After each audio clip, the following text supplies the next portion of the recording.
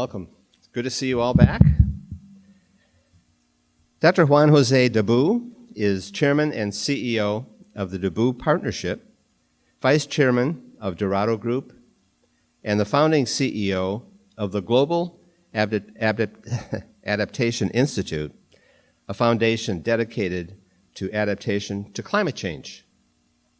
He's the former chair of the World Economic Forum's Global Agenda Council on Climate Change, and has taught at Princeton University and is a member of several boards of directors and not-for-profit organizations in the United States, Europe, the Middle East, and Latin America. As managing director of the World Bank from 2006 to 2010, Dr. Daboub oversaw operations in 110 countries in Africa, the Middle East, East Asia, and Latin America. Prior to the World Bank, Dr. Daboub led the expansion of his family-owned business throughout Central America and worked with non-for-profits organizations on public policies to promote liberty, stability, and growth throughout Latin America. From 1999 to 2004, Dr. Daboub served concurrently as El Salvador's Minister of Finance and the Chief of Staff to the President. In these high-profile dual roles, Dr. Daboub helped to navigate his native country through several regional economic challenges, including securing and sustaining El Salvador's investment-grade rating, dollarizing the economy, and completing a free trade agreement with the United States. In 2000 and 2001, the Index of Economic Freedom ranked El Salvador above Chile, South Korea, Spain, and Germany, as published in the Wall Street Journal. During this period, he also oversaw the emergency reconstruction of El Salvador after two major earthquakes in 2001. Dr. Daboub's leadership began in the private sector, where he founded and led a snacks manufacturing company, a packaging materials industry, a distribution company, and a consulting firm for nearly a decade before joining the board of CEL, El Salvador's electric utility. Subsequently, he was named president of Antel, the state-owned telecommunications company, which he restructured and privatized. He held high government positions in El Salvador for 12 years, working for 3 different administrations without belonging to any political party, nor does he belong to one now. Dr. Daboub holds a Bachelor's of Science, Master's of Science, and a PhD in Industrial Engineering from North Carolina State University. He is married to Glory Bell, who's here today as well, and together they have 4 children. The interesting stories, of course, never are in these things. They sort of come out in conversations, and it's just absolutely amazing to me when he explained kind of how their families came together. Both his grandparents and Glory Bell's grandparents were from Bethlehem and emigrated then to El Salvador. So really quite a story. Dr. Daboub will speak to us tonight about poverty alleviation through private sector job creation. Thank you.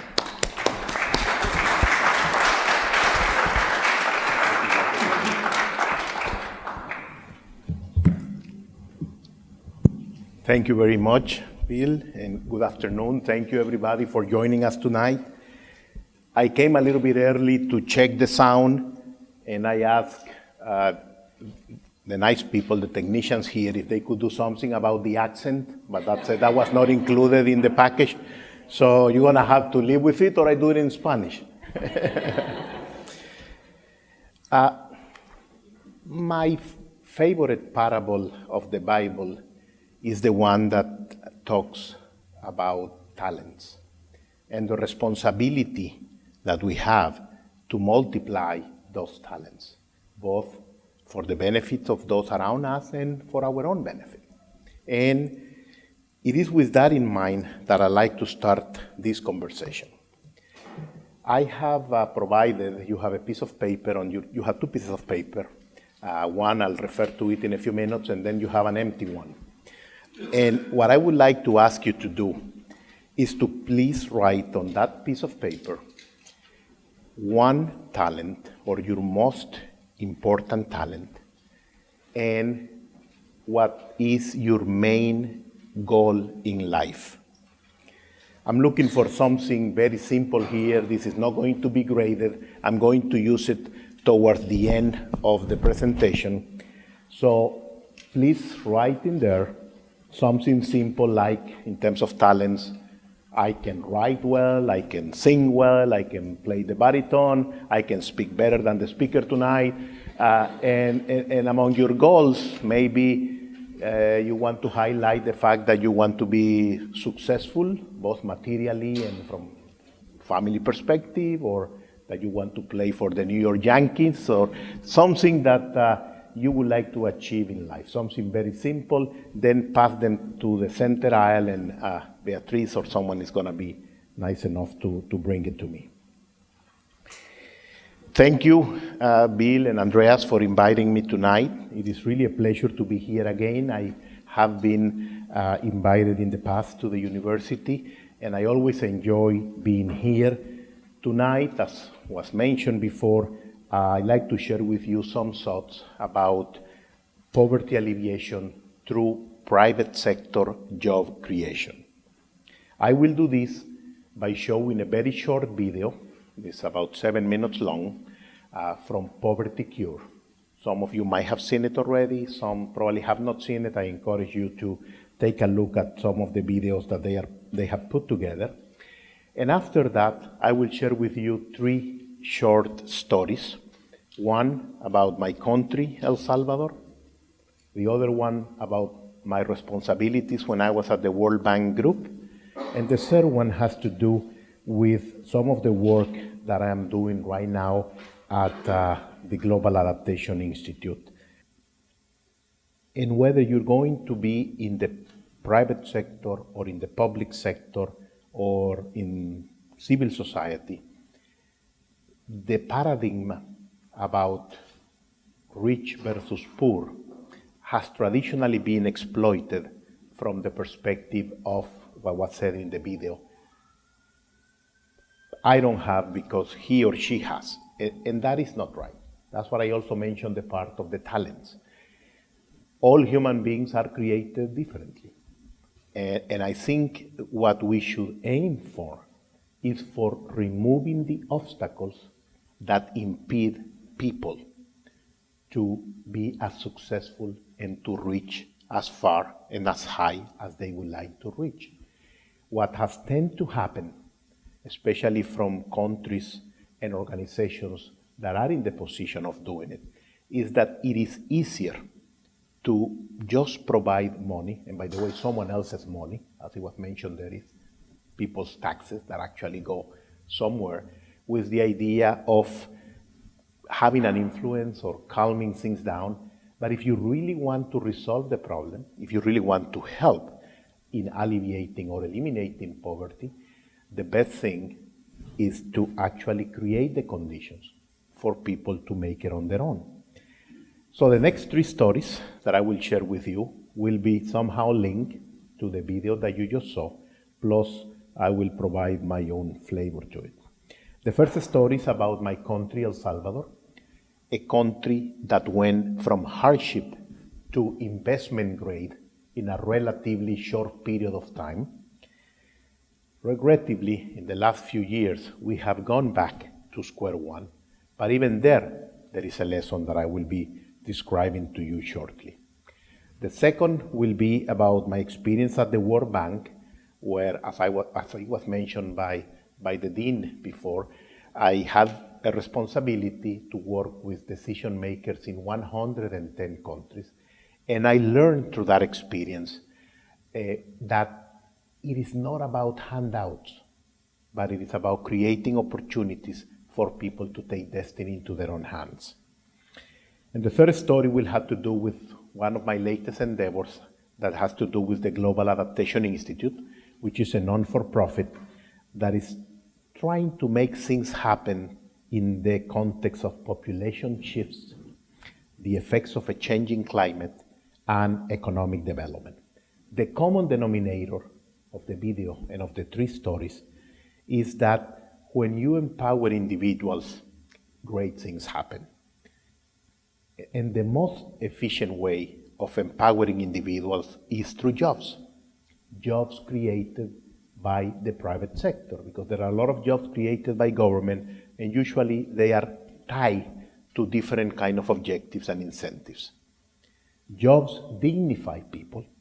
It gives them a way to discover, to develop, to innovate, and to address their own needs and those of the people around them. It also allows to fulfill one of God's expectations to us, which is to multiply those talents that we have been given. So in the case of El Salvador, as you know, is a very small country. It's located in Central America. It's about the size, a little bit bigger than Rhode Island, but for all practical purposes, let's think of about the size of Rhode Island. And it is the scenario where the last war of the Cold War was fought in the 70s and 80s. 5% of our population was killed, and 22% of our population migrated to other countries, primarily to the United States. Because of the civil strife, because of the armed conflict, some 90% of the infrastructure of the country was either completely destroyed or in conditions that it couldn't be used. So water, roads, ports, airports, schools, hospitals, you name it, 90% destroyed. The credibility of the country was zero. Nobody will give a penny for El Salvador because the resources could not also be used in the most transparent way. Extreme poverty was almost 50%. That means half of the 6 million people living in El Salvador were living with less than $1.25 a day. Access to public services like water, education, health was available only to less than half of the population as well. In short, we were a failed state, like many countries today. We see Libya, we see Syria, we see Venezuela, Haiti, Zimbabwe, North Korea. These are countries that have a pattern between them, and there are others that are in the same category, and that's that either there is a lot of influence of terrorism, tribal disputes, socialism or communism, narco activities, and aid dependency. Not all of them are in all the places, but this is a category or an umbrella that we can put among some 48 to 50 countries of the 192 countries around the world, countries and territories. In the case of El Salvador, change was needed. It was very much needed, but the question was how? Where do we start? And what kind of changes? Because, a lot of people talk about changes, but they can be in the wrong direction. In our case, we were at the bottom of the hole, so we can only go up, we can only do better. But the first thing we did was to stop blaming others for the problems that were ours. We took responsibility and accountability for what was going on in our country. We also put people in the center of the decision-making process. Everything had to be about what is best for the people. So it was not about the next election, but rather about the next generation.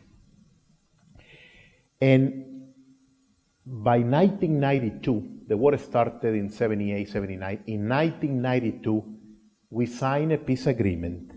And by 1998, that's 6 years later, El Salvador was investment grade, second only to Chile in the case of Latin America. Several years after that, 5, 6 years later, Brazil, Mexico, Peru, Colombia, and other countries achieved the investment grade, which, as I hope we'll see in a few minutes, is something that helps measure how good a country, how well a country is doing, but also how well its population is doing. Now, what were those reforms that allow such change, and what was the result? The reforms had to do with fiscal responsibility, that's having the macroeconomy stable, to an extent, predictable. And we use a very basic rule. You cannot spend what you don't have. You cannot spend more than what you earn. That's a principle for each of our lives, but also for countries. We also decided to open unilaterally our economy. We reduce import duties so that there can be easier access to the country, bring more competition and make us more competitive, and allow us to go into other countries and compete in other countries. We also reduced significantly the red tape. When I became Minister of Finance, and there had already been some reductions before I arrived there, but there were 110 different taxes, which we reduced to 3. And there were some 150,000 public servants, and we reduced that to 90,000. It doesn't mean that 60 or 70,000 people were left without a job. Many of these people were able to go to the private sector. They reconvert and were able to join the labor force in the private sector. We also did something which is extremely important in countries that want to change their situation, and that is to change the role of the government from an orchestra director to a referee. What tends to happen in many of the countries that we saw in the videos, there were presidents in that video from Rwanda, President Paul Kagame, who I will mention in a few minutes. There were representatives from Dominican Republic, from Nigeria, from South Africa, from Bolivia, from Sri Lanka, from Bangladesh. What tends to happen is that governments want to be big, and they want to be part of our life, many times too much part of our life. We need to change that role. We did that in the case of El Salvador. We also strengthened the rule of law. If you don't have rule of law, if you do not respect contracts, if you do not respect private property, then it is a jungle out there and nobody is going to invest. You need to regain the credibility by doing that. And we also had a very basic rule, which was, in everything possible, we will minimize regulation and maximize competition. So if we are thinking about the electric sector or the telecommunications sector or water, or the banking sector, almost any sector in any country, you don't need to have the government providing those services. There is a role for the government, which is primarily to provide security, but most everything else is not appropriately done by the government. And so, with those changes, first, we started to gain credibility, confidence. Salvadorians started to become a little bit more optimistic, and we really got a sense of purpose, a sense that success was actually achievable. The private sector, both local and foreign, started to come to the country and to invest. We also had access to richer, bigger markets where we would send our products. And in a country where there are no natural resources, we don't have oil or gas or gold or silver. The only thing we have is a lot of people, some 500 people per square mile. We needed to invest in human capital, and we needed to make sure that such resource can actually be successful. By 1998, when we achieved the investment grade, El Salvador was already on its way to become a developed country. And in your church, you can also find an article. It is in Spanish, but you can see the Wall Street Journal title, and you can see the numbers. Numbers can be understood in every language. In the years 2000 and 2001, El Salvador beat Germany, South Korea, Spain, and our mentor, Chile. And I share this with you because in order for the story to be believable, you have to see the facts, you have to see the numbers. And what that produced, all the changes I have described, was a reduction in extreme poverty from 49%, remember I told you it was about half of the population, from 49% to 19%. Unemployment came down from 30% to 6%. Inflation, which is the worst tax you can impose on people, came from 30% to 3%. I joined the government in 1992, and I was in government for 12 years, 3 different administrations, without belonging to any political party. And I came literally out of school and went to El Salvador. And a group of 10, 12 people with background from academia and the private sector decided to get involved. Not just to see and criticize, but be part of those changes that I have described to you. And in my own experience, what I learned is that in order to achieve the levels of growth that allow for private sector job creation and therefore you can reduce poverty, you have to be pragmatic and not dogmatic. We also learned that it is better to have an imperfect market than a perfect bureaucrat telling us what to do. So a country with an economy primarily based in the 70s and 80s in agriculture, basically coffee, sugarcane, cotton, and shrimps, we evolved into a service, commerce, and industry-oriented economy, which, by the way, demands better preparation, both academically and technically, of our people, and to be closer or as close as possible to what the market demands. So you cannot be in a cloud separated from the reality of the world. We needed to have the people prepared for what the market was demanding. So that's a little bit of the positive side of the story about my country. As I also said at the beginning, regrettably in the last few years, we took a turn, literally to the left, and we have a very weak leadership in the country right now, with a lot of corruption and insecurity, which has made for many in the private sector to close their businesses, their companies. And so today, we are back at about 40%. You remember, extreme poverty was 49, was reduced to 19%.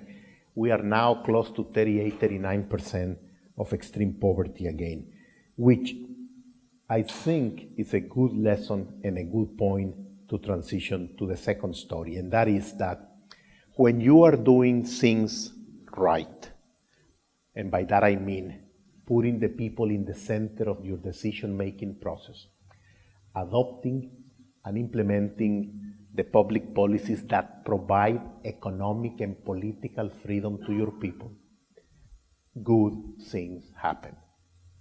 It is also true that when the opposite takes place, not only do you lose what you have gained, but it's very hard to get back on track. And that's the sad situation right now in my country. Story number 2 has to do with the experience at the World Bank with some 110 countries.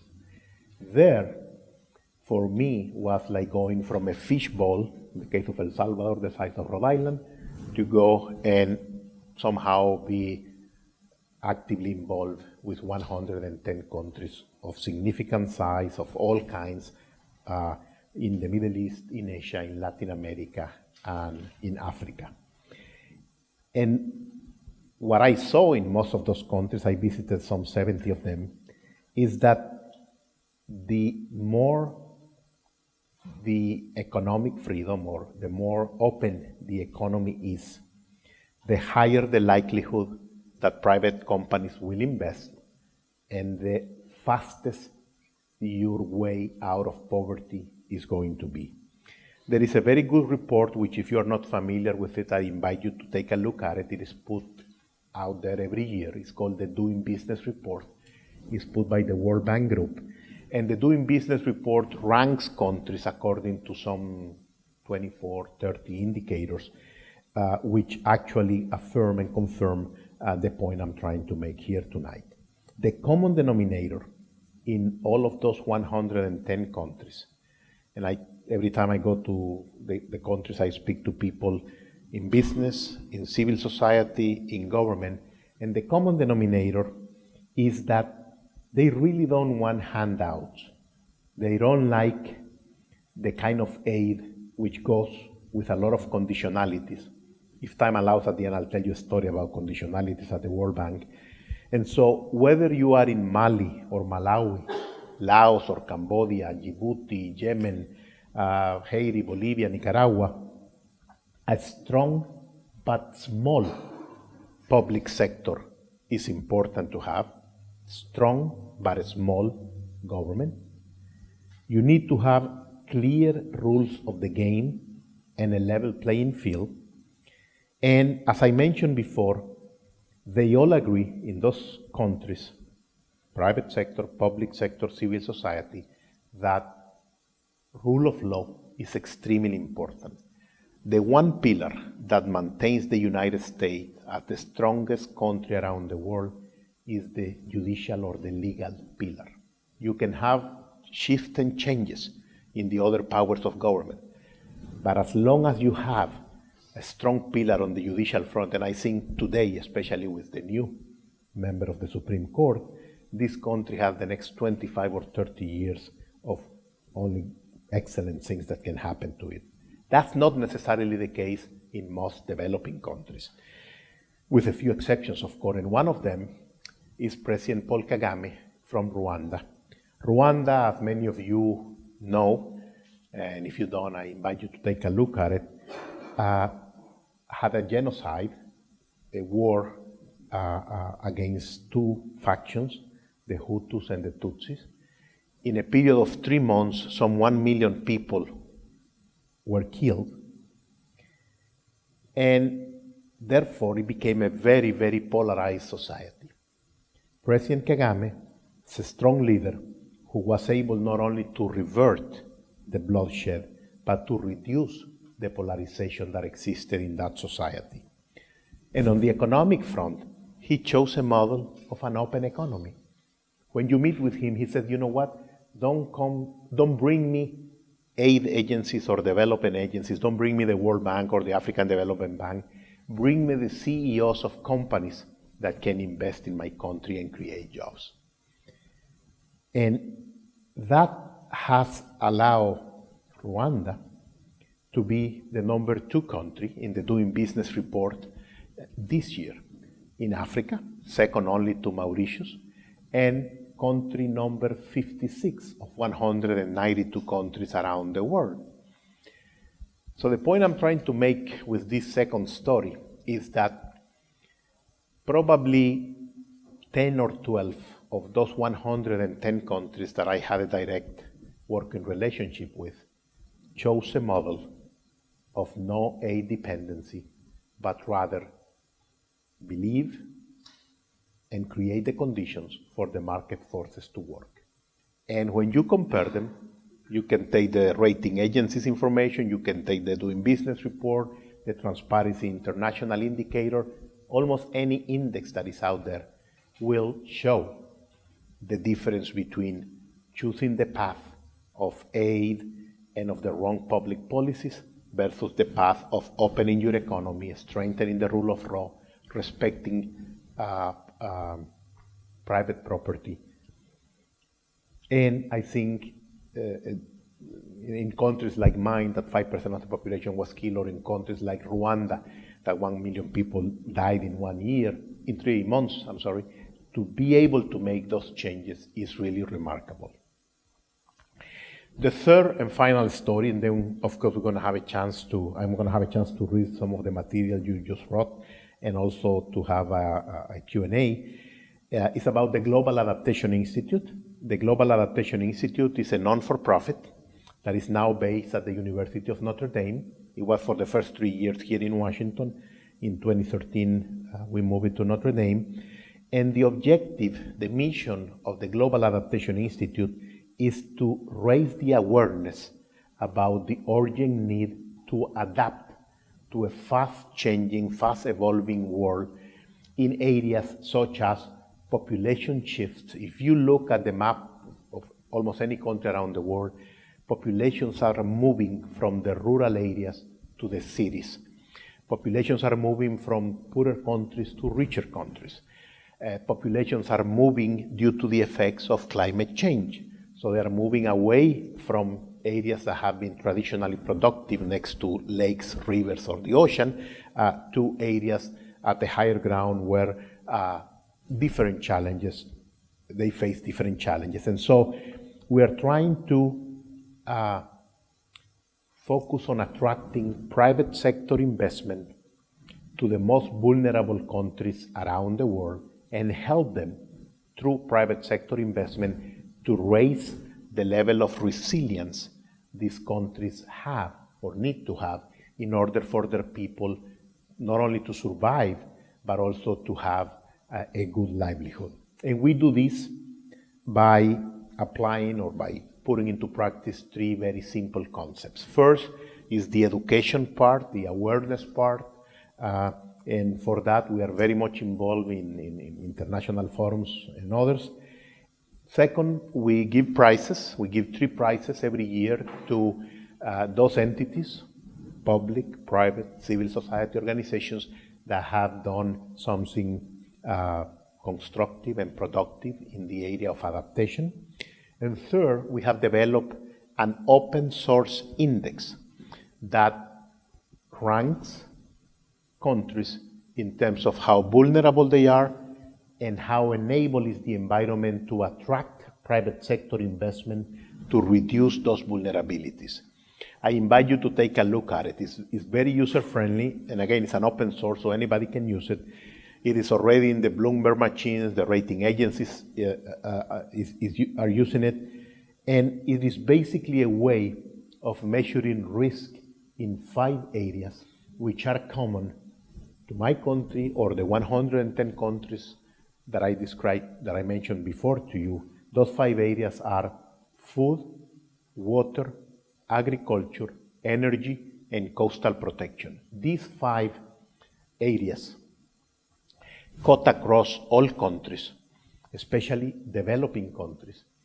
And there is a need of about $100 billion per year for the next 25 years for investments in those 5 areas, and that will bring countries, developing countries, to the level of developed countries. Those monies, those $100 billion per year, are not going to come from the World Bank or from the UN, and should not come from taxation because it's very inefficient. They will come primarily from investments done by the private sector.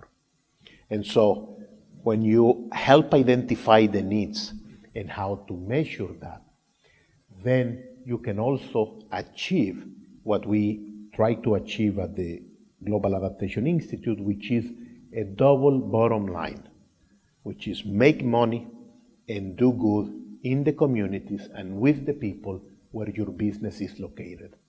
Examples of this, you can have Coca-Cola or Pepsi-Cola deciding to put a bottling plant in Ghana or in Tanzania, and they can now take a look at it not only from the internal rate of return perspective, that they're going to have a 20% or 25% return, they can now also measure the positive or negative impact that they will have by extracting and using water, for example, from one of those countries to produce their products. And companies like Caterpillar, companies like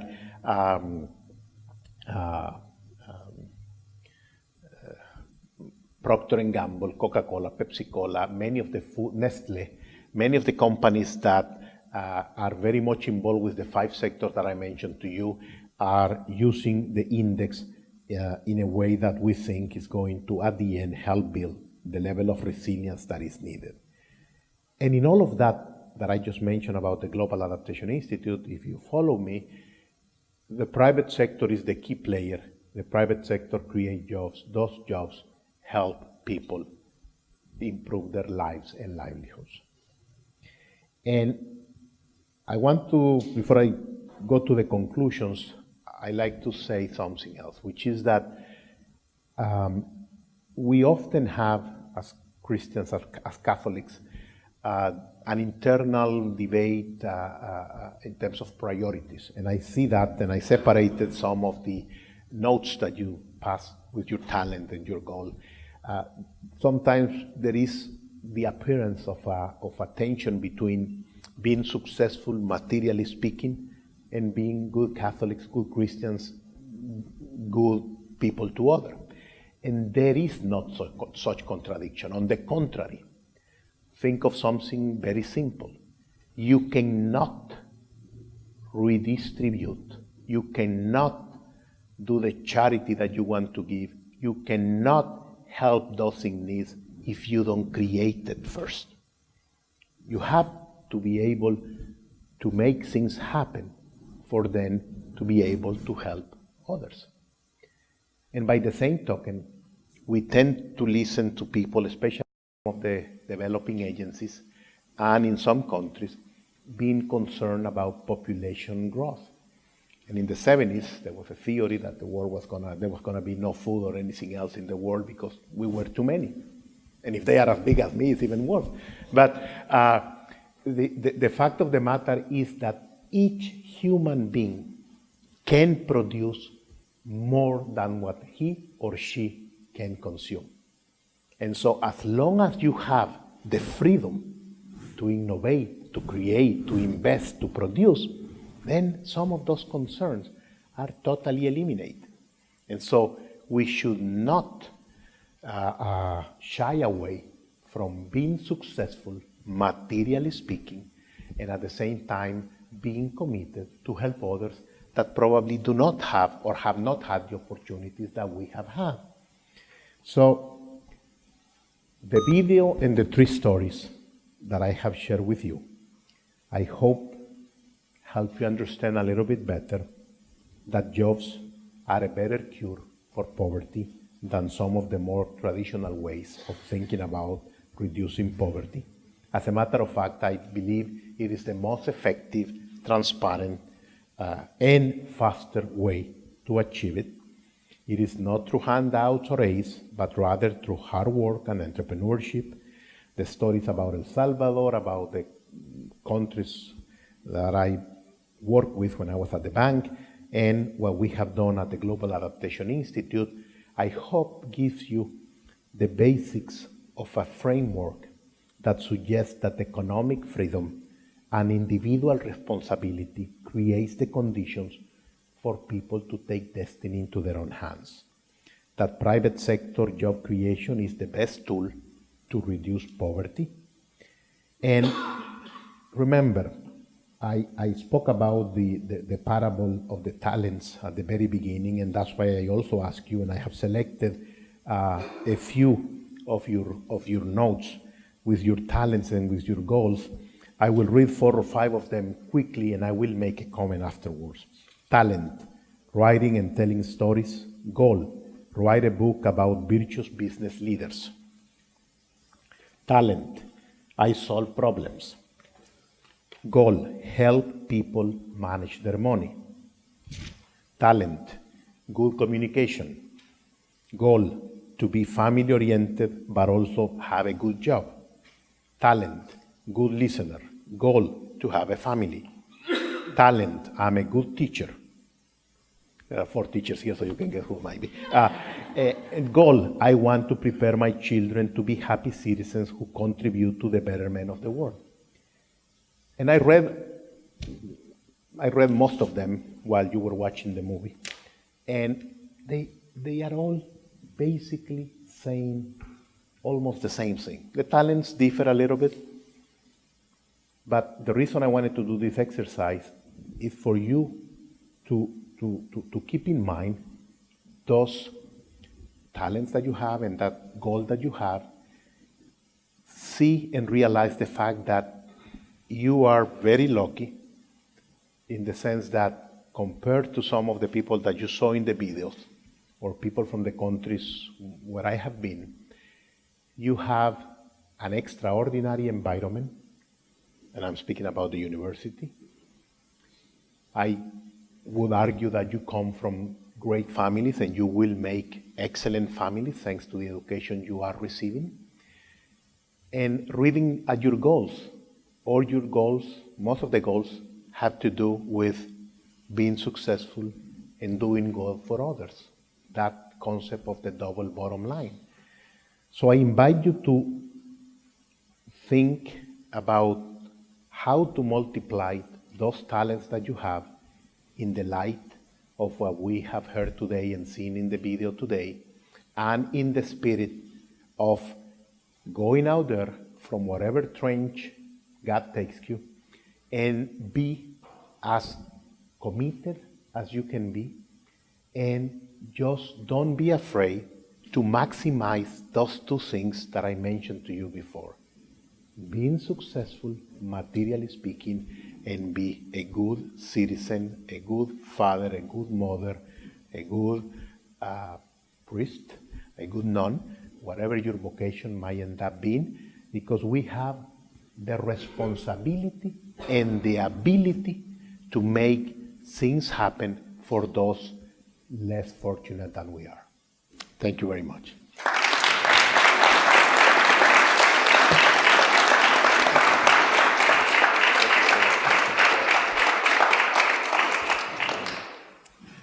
Spend a few minutes with Q&A. Does anybody have a question they'd like to ask? I might start with one if I could. Sure.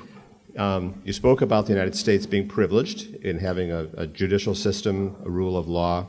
Certainly its education system is very strong. And there have been ups and downs, but by and large it's been a record of progress. You talked about countries, perhaps like El Salvador, that, because of policies that you were espousing, had tremendous positive change, but then fell back.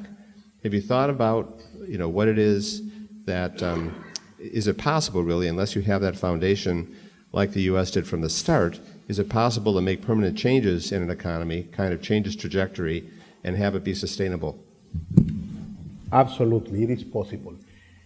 And we can see what happened with South Korea, Taiwan, Japan, Australia, New Zealand, Ireland, Singapore, and I would put Chile in the borderline. But the first 7, these are countries that at a point in time in their history, they either didn't exist or they existed but they were destroyed due to war or some kind of calamity. And they were able to successfully, progressively, and steadily make significant progress. And today, they are developed nations, as a matter of fact, of the strongest developed nations. What is different from those that have gone that close, and like El Salvador or Chile, which is sort of in the borderline right now, sometimes go back? In my view, it has to do with 3 things. One, that when change is taking place, when reforms like the ones I described to you are being implemented, sometimes there is not enough buy-in or ownership from the people. And that's the first weakness, or that's the first reason that some countries go back. People tend to see a particular set of policies as from that political party, and I don't identify myself with them. And so we need to go back to something I mentioned before, which is think about the next generation and not the next election. And traditionally, it is very hard for politicians to accept or to do that. That's number 1. Number 2, people have to feel the benefits of the reforms that you have made. So I mentioned to you that when I was in government, we privatized all of the state-owned assets. We reduced the size of the government. We went from 113, 110 taxes to 3 different taxes. Some of these changes are painful. In the telephone company, when I was the president of the company, there were some 7,000 people working there. When I privatized it, we privatized it with about 3,500, 4,000 people. Now, not all of them lost their jobs, as I also mentioned before, because the private companies that were created hired the people. But there is a cost. But that particular cost of the telephone company meant the following. When it was a state-owned company, there were only 3 telephones per 100 people. And in order for you to get a telephone line, you either have to know the president of the country, the president of the telephone company, or the secretary general of the union. That would be the only way you will get a phone.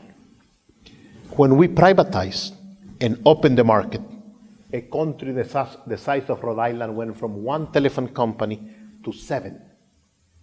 And in 3 years, we had 150 telephones per 100 people. So if you ask Salvadorians today if they want to go back to the state-owned model, they will say no, because it means giving back their phone. So the second way of preventing going back is to make sure that the reforms, that there is ownership, and that they can feel, taste the benefits to the point that they don't want to give them up. I'll give you another example in this second point. El Salvador is one of a few countries around the world that decided to close the central bank. We privatized the Federal Reserve. We dollarize our economy. We remove our currency, which was called colon, and we put the dollar as the legal tender. Why did we do that? Well, on one hand, it made us much more competitive. 90% of our trade was the US, all contracts were already in dollar. But more importantly, with that, we took away from politicians the possibility of printing money whenever they wanted to print money. Okay? And that meant that interest rates, which at that time were 27%, were reduced to 7%. So people also understand that if they undo dollarization, interest rates are going to go back to a very high number. And the third way of preventing or making sure that those changes are sustainable through time has to do, in my view, with education. It is very important to have much more better educated people, to the point that they don't have to feel that they need you as the government to make it, that they can make it on their own. And so, again, kind of in the same concept of point number 2, they don't want to give their freedom or their life or depend on government. They want to make it on their own. And as the farther we get on that route, we fail on that part. And I think that's part of the reason El Salvador has gone back. We did very well in the first 2. On the third one, which has to do with education, we were too slow. And by the time we wanted to react, we had populist messages coming in saying, we'll give you candies and sweeteners and this for free, etc. And people took it. When you are in need, you take it. Now we're paying the consequences of that. I'm sorry, it's a very long answer to your very good question. Other questions? Yeah, thank you, Dr. Juan, for your presentation. It was really richful, and it is a great blessing to have you here, since you have a strong background in the international community. I want to raise a question in the light of the recent global agenda of the Sustainable Development Goals, and also the mandate of the World Bank that is ending extreme poverty and boost shared prosperity by 2003. So my question is, what are the strategic areas in community engagement and the creation of a small, medium enterprises that you have in this agenda? Since basically this agenda is like bottom-up approach oriented, or that is the kind of alignment that it has showed. Thank you. So, first, let me say that I'm not a big fan of some of these, in general, of these global goals that are put or are set many times by bureaucrats sitting in a dark office somewhere and not necessarily the people that are working every day. They claim that there is a broad consultation process, but at the end, I'm busy working. I don't have time to fulfill a questionnaire about a particular question that is probably designed in a way that they know the answer already. So I'm not a big fan of having entities mandate or provide and therefore subject the financing to countries to those particular goals. I do respect and I actually like to have a navigation chart and know where you are today and where you want to go. That's fine. But the problem with some of the development goals, and the sustainable development goals in particular, is that they immediately become a conditionality. And so I, the World Bank, will give you money if A, B, and C are actually met. And I wouldn't have a problem with that if it was directly linked to some of the things I mentioned today, which have to do with removing obstacles for people to take destiny into their own hands. But I'll give you the example. I mentioned during my presentation that I was gonna, if time allowed, mention something, an experience I had at the World Bank. There was a loan that was gonna go to a particular African country, and as part of the conditions, it was that part of the monies going to this particular country had to be for family planning. Even though the country was not asking for it, the World Bank was saying, you know, it's convenient for you if you take this into account, and you know what that means. But at the same time, many of the European countries represented in the board of directors were pushing for the bank to go beyond the Cairo's consensus, meaning that eventually they would say, you know what, 10% of the money is going to go for abortions. So some of us were not in agreement at a personal level. We respect the policies that each country wants to follow, but if you disagree with something like that, you have to express it and do something about it. And if you Google my name, you will find a lot of articles in the LA Times and the New York Times talking about that. Because I was killing women around the world by stopping family planning and other things. But the point of saying this story, coming back to your question, is that in all of those goals, you cannot find one, well, you can find a couple that you will disagree with, but in general, everybody agrees with all of them. And they talk to you about consensus. Well, consensus is the worst thing you can do, because you go at the speed of the slowest. You have to aim for a convergence of ideas where the majority agrees on a particular way, but not everybody. It's impossible to have everybody thinking in the same direction. And these goals and objectives are designed in a way that everybody's happy. So if you're in this room and this side tells me it is too hot and this side tells me it's too cold, I cannot make the two sides happy. Someone is going to be hot, feel hot, or will feel cold.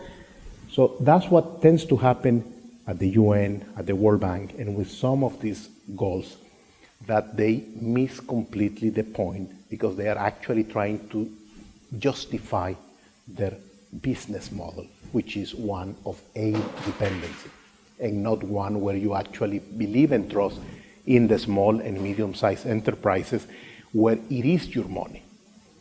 And therefore, you're going to be much risk-informed about how to use those resources.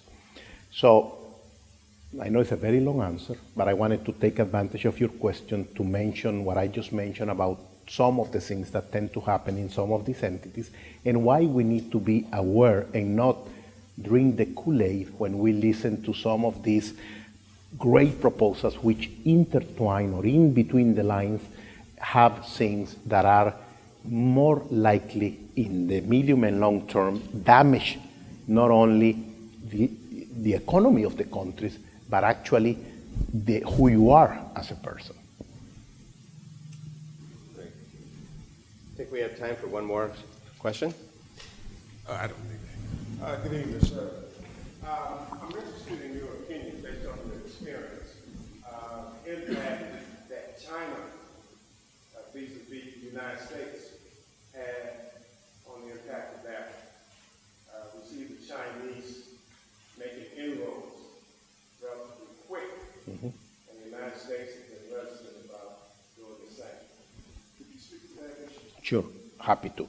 Actually, tomorrow I will be in a panel at CSIS with the Vice President from the Infrastructure Bank of China, which is basically the new institution that China has created to channel in a more structured way the funding and the financing that they are providing not only to countries in Africa, but beyond Africa. I mean, they are all over Latin America, with the exception of 22 countries, including El Salvador, which do not recognize China. We recognize Taiwan. Okay? But the other 170 countries around the world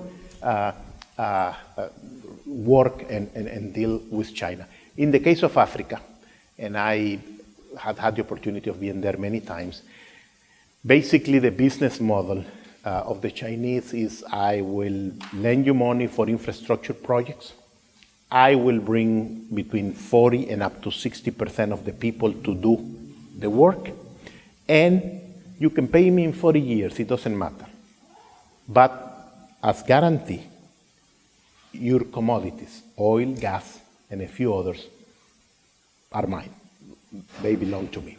And so, comparing the older institutions like the World Bank with the new institutions or the way China is doing business in Africa and beyond, there is less transparency, there is less traceability as to whether the resources are being used for the intended destination or are used for political campaigns or others. And so the net effect on the people or the countries receiving such financing is, in my perspective, even less effective than what we saw in the movie. What we saw in the video talked primarily about governments and entities that have existed for many years. China is a new phenomenon. It's a phenomenon of the last 12 or 15 years. And so I do not see that as a positive trend for the countries receiving the aid. It is, of course, something that benefits economically and geopolitically China.